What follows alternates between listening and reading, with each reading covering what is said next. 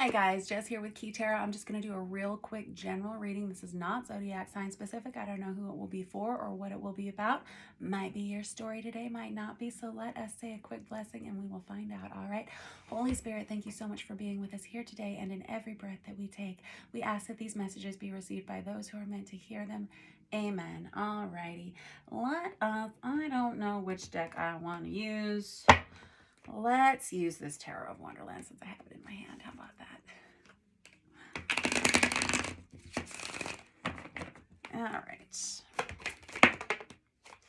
Hold on. Too many to start. Perfect.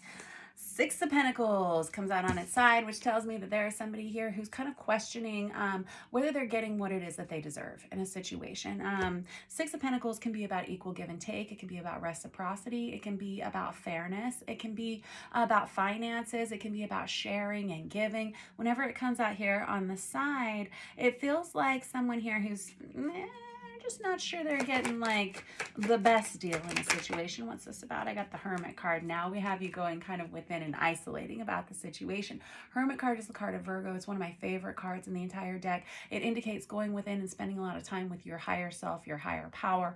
A lot of wisdom can be gained in a hermit energy. A lot of people like to complain about it. I don't want to have that hermit energy. I'm tired of being alone. I understand quarantine. I get it.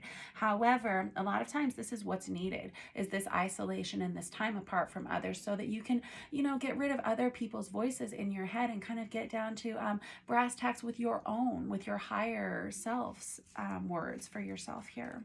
Very good. Watch. And crossing that, I got the Five of Cups. This is interesting. This is an energy of someone who's tired of always reaching for the same empty cups, expecting them to be full, and then being upset when they're not. The Five of Cups, obviously, I'm not a medical doctor, but it kind of is always representative of like the definition of insanity, always doing the same thing over and over again and expecting a different result. Doesn't matter how hard she reaches, how hard she tries. Even if she gets the cups, they're still going to be empty when she gets them, right? And in the meantime, she's doing that. Down here at the bottom, we have an energy of someone who's neglecting the things that are truly important to them, truly important to their heart. And we have someone here who's contemplating that energy in their lives. This feels like you doing this, feeling like I'm tired of just giving and never getting what it is that I need. It's not feeling fair. I'd rather be alone. I just want some alone time. And I have the Ten of Swords crossing that on its side. So when I get cards out on their side as a reader, it tells me that it's an energy that's changeable. Like it can either be swung in the reverse or into the upright. But it also tells me that you can be in the driver's seat of this situation. This Ten of Swords is the minor arcana version of the Death card. For me, I always call it the Julius Caesar card of the deck. Like one more try, one more final stab. Whenever it comes out on its side like this is you contemplating maybe ending something because you're not getting what it is that you want. And it feels like it's been going on for long enough that you've kind of started to see how you're not enjoying investing emotionally in this anymore. You could have cried enough tears about this situation, this person, whatever, whether this is your love life or your career or your family, I don't know. Take it as it resonates if it does at all. But it's somebody who's saying, enough is enough. And I have the Tower moment. Dang it. So the Tower is kind of like a major event. It can feel catastrophic at times. It feels like it comes out of nowhere. It's definitely something that kind of can knock your socks off or change the course or the trajectory of your life, okay? Whenever we have the Tower come out, it's kind of a shock and awe moment. It can be a surprise. It doesn't always have to be negative, but in this situation, it feels like you're kind of putting an ending to something and it may cause some surprise. It may raise some eyebrows from some folks. Tell me more. I have the Three of Wands here. Three of Wands, I always call it the minor arcana version of the Magician. For me, it's a card of manifestation. It's like, I've heard it referred to as the Amazon Prime card before. I sent ahead for that. I know what's coming around the mountain, right?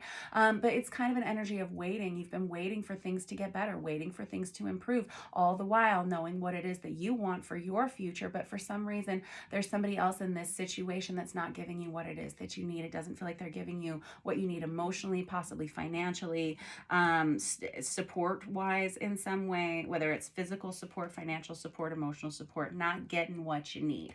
All right, and there's somebody who knows that there's something much better for them. It's just going to take some time for it to get here. Let's see here. I have the Five of Swords in reverse. Five of Swords in reverse can be an energy of gossip. It can be verbal bullying. It can be verbally abusive. It can be someone who has to make major cuts in their lives, somebody who has to let people go, and quite brutally so with the Five of Swords in reverse. I don't know if you've been in a situation where someone hasn't been particularly nice to you and you're having to let go of that person, and it's going to be kind of a surprise, but I have the Wheel of Fortune out on the end of this spread. This is fantastic.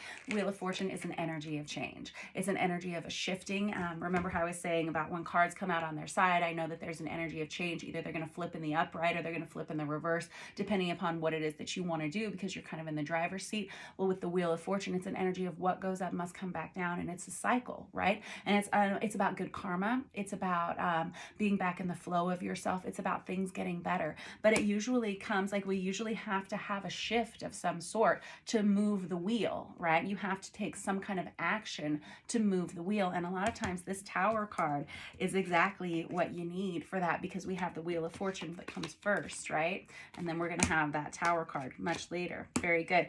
Okie dokie. Let us clarify with a different deck, and let's use the Star Power Tarot. Tell me more about this Six of Pentacles situation that you're so unhappy about.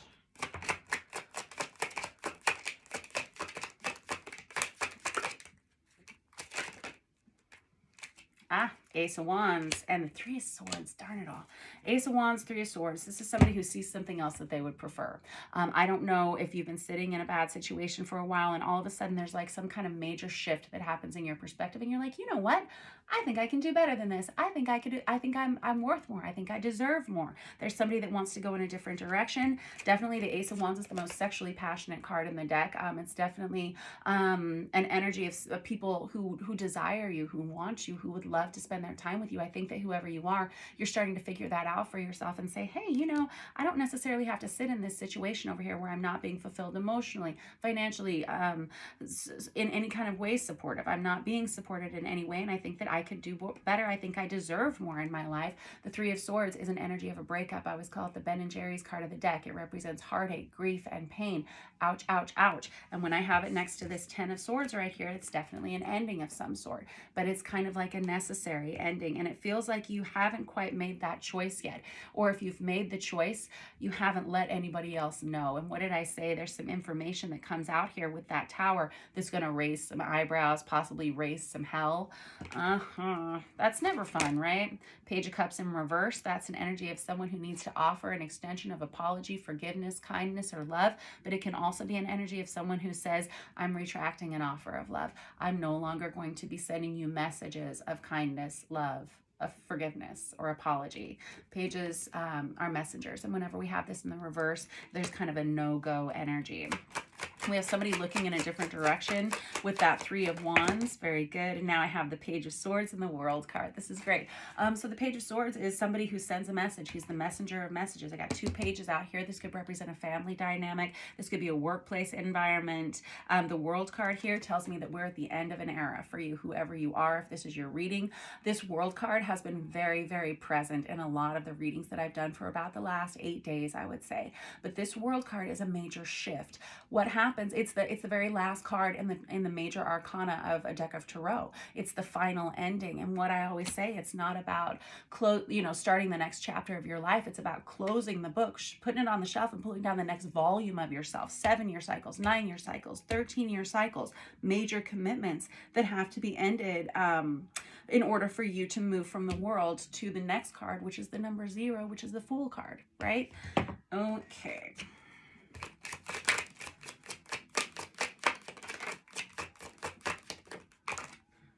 Dang it all. I was asking, like, in my mind, I was thinking, okay, so tell me about this Wheel of Fortune card. Like, what is this going to entail? Because I said, this is getting back into the flow of things. Like, once you cut this energy out of your life and you start looking into a different direction with this Three of Wands, we see this Wheel of Fortune energy where we have this major shift in good karma. We have a shift of like positive vibes coming back in for you. And I was thinking, what's that going to entail? And I got the Six of Cups card out, which is a soulmate card for you. Six of Cups is an indicator of a real love relationship coming towards you. A kindred spirit relationship can be friendship. It can represent past life love, someone that you've grown up with or someone you would intend to grow old with. It's a major relationship that comes towards you. What was I saying? Someone else has got their eye on you with this Ace of Wands, or you have your eye on someone else, something that could be more reciprocal in your life, that could be more requited, where you could feel a lot more supported in some way, whether this is, again, in love, career, finance, whatever. Take it as you will. But there are going to be some major shifts and some major changes. There's still some kind of bomb that needs to be dropped here. And again, may raise some eyebrows, may raise some hell, but it looks like it's something that has to be done, especially with that Five of Swords in reverse, that energy of like really cutting people out of your life, especially people who haven't been entertaining your best interests. All right, you're a smart cookie, whoever you are, and I'm excited for you with that Six of Cups and that Wheel of Fortune. Things are looking brighter. All right, love you guys a ton. See you soon.